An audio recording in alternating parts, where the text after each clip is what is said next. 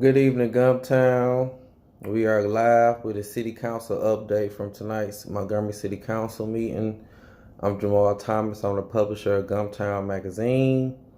This City Council update is brought to you by the Serious Injury Law Group.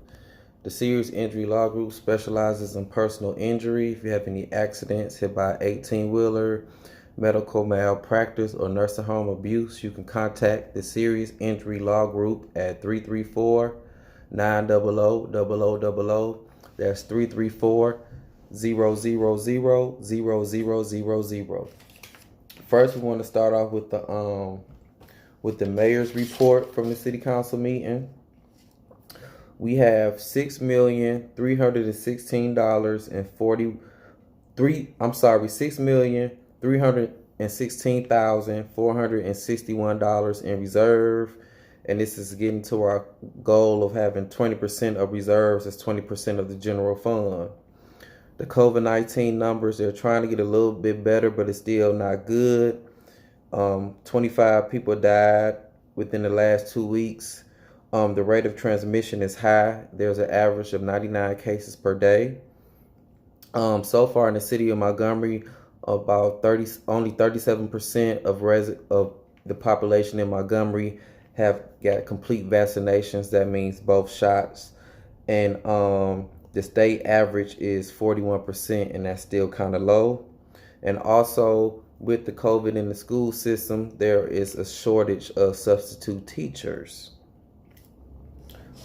Also, there were several ordinances that was passed for going to old business. I know in Councilor R.G. Graham's district, there was an issue with the Superstore number 1 on 1015 Mobile Road. They have been making improvements. They haven't been getting no complaints in the past months or so, and they have hired someone to keep up the property. So Councilor Graham requested that they come back with an update in 6 months. And also there were a couple ordinances passed, dealing with the different business licensing codes or whatever. There was a resolution reappointing Judge David Vickers as municipal judge of Montgomery, and also a resolution passed to reappoint Judge Larry Sasser as municipal judge of the city of Montgomery. Now we get into some of the juicy stuff. There was a show cause hearing on the proposed revocation of the business license for Liberty Square Apartments. So they came up with a plan. Councilor Aronde Mitchell requested to have a strategic plan to address different issues dealing with trash and crime. So they presented the plan. As far as the trash, they're working with a company called Republic, and they work with waste management. They're going to add 3 8-yard containers, and they're going to be picked up 3 times a week because their current compactor was not working properly, and that's why the trash kept being overflowed. As far as crime, they're working with the Montgomery Police Department to contract and hire off-duty police officers. And they're trying to set up a schedule to have them at the property, a unit at the property, at least on Fridays and Saturday nights. And they're looking into a completely gated fence because part of the property is gated, but not the entrance. And they're getting bids right now on that. And they're going to get all of their residents to get parking decals. So if a car is there too long without a decal, you know that it really don't supposed to be there. And so they're working with a towing company. So hey, if you don't got no decal and you visiting Liberty Square and you visiting too much, your car will get towed.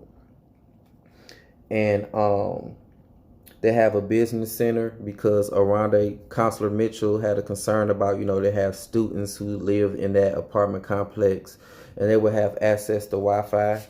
All the residents would have access to the business center and use the Wi-Fi.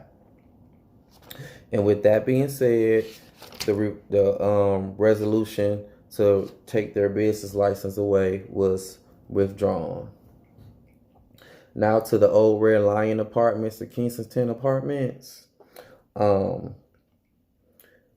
said the people from the revenue department was saying that the apartment complex is cleaning up the part of Bassett Lane, where the the messed up and burned down apartments are at.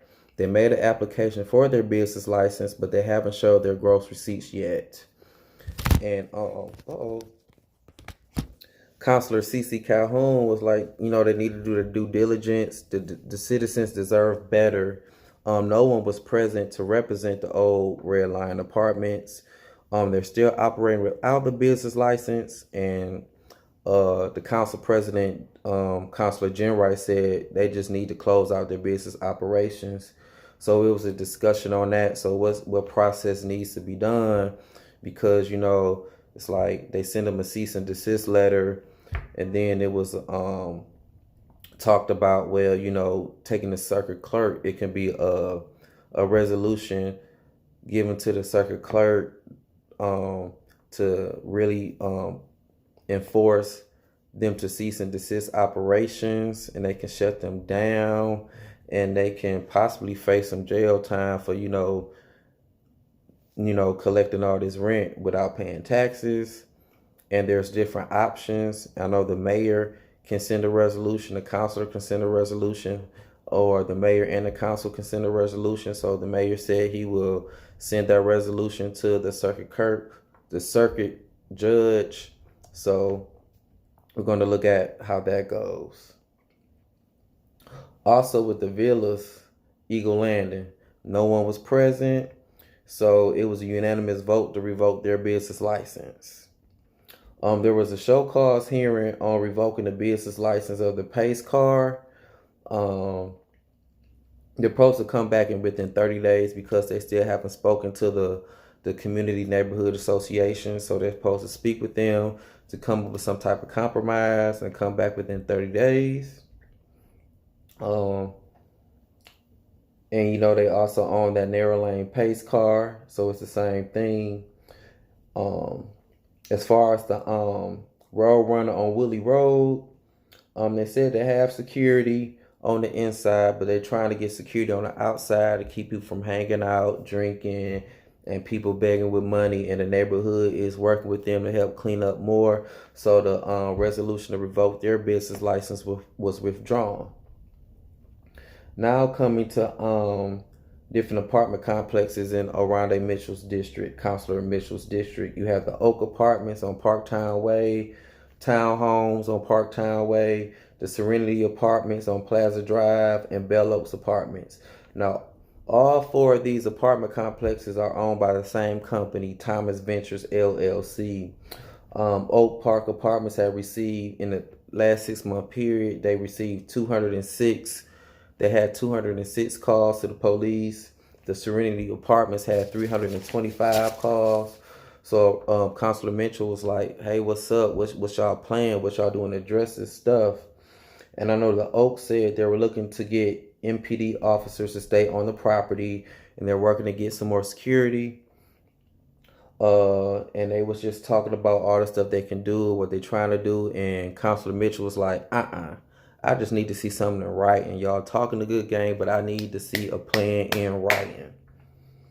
And so our interim chief of police, she spoke and she gave them recommendations like you need to be consistent with your security, and also have more accountability to the tenants. Put some referendums and things like that in the lease agreements.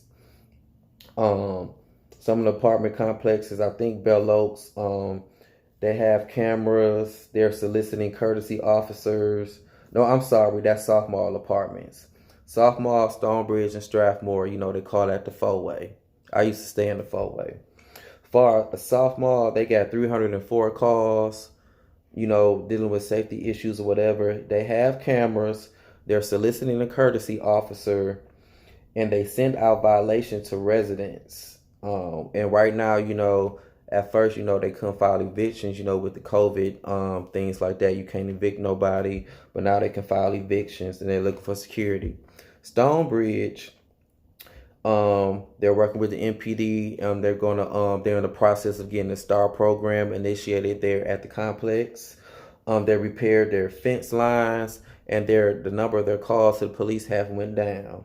So Councilor Mitchell was proud about that. So evidently the plan for Stonebridge Apartments is working. So shout out to Stonebridge Apartments. As far as Strathmore Apartments, They have a crime-free referendum in their lease, and they also send out lease violation letters to their tenants.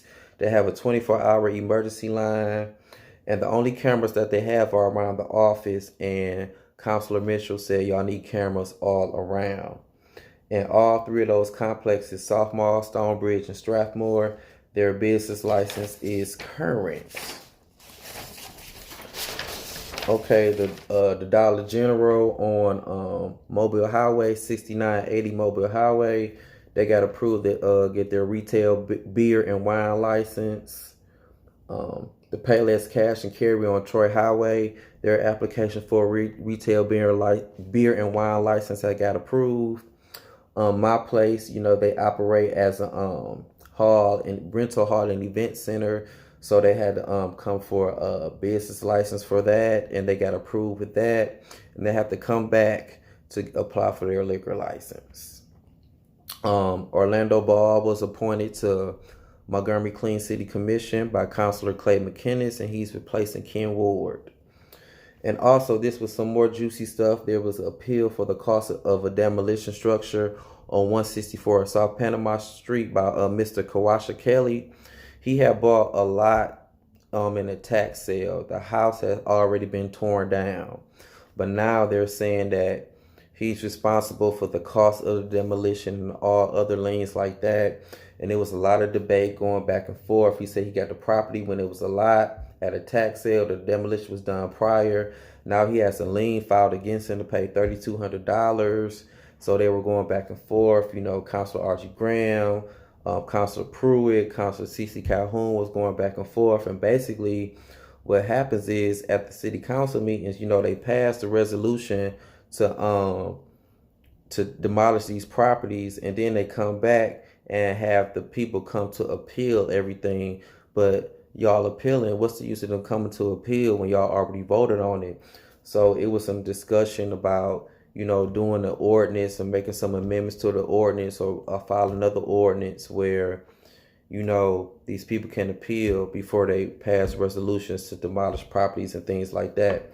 But, a lot of people wanted to waive the fee. The people in the audience were like, waive the fee, waive the fee, waive the fee. So Councilor Archie Graham raised a vote to waive the fee, and she the only one who voted for it. 2 abstained from it. That was Councilor Grimes and Lyons, and 4 voted no.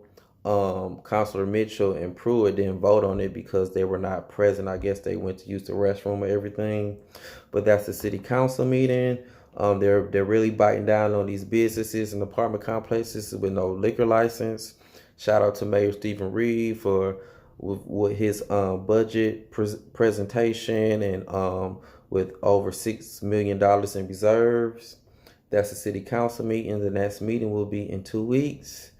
And once again, the city council update is brought to you by Serious Injury Law Group. If you experience a serious injury involved in an accident with a big truck or 18-wheeler or a motorcycle accident, medical malpractice, or nursing home elderly abuse, call the Serious Injury Law Group at 334-900-0000. That's 900-0000. Gumptown, we be everywhere.